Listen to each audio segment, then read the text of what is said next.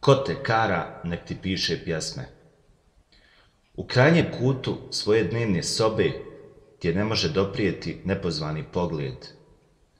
Na dnu svojih prepunih vitrina kriješ slatku fasciklu s natpisom intima.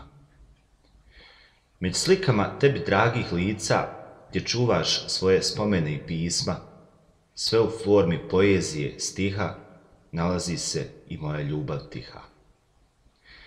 To su pjesme nikad objavljene, napisane zbog voljene žene, ali datumi na njima su stari, već odavno nema novih stvari. Jer umjesto poetskih visina iz mene izlazi samo tuga i gorčina i misao što reći se ne smije, ko te kara, nek ti piše pjesme.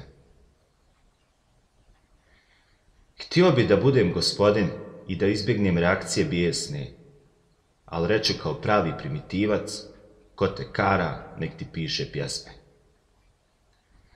Znam da slušaš moje nove ploče, sa njima se branim od samoće i ubacim nešto da štrecne, ko te kara, nek ti piše pjesme.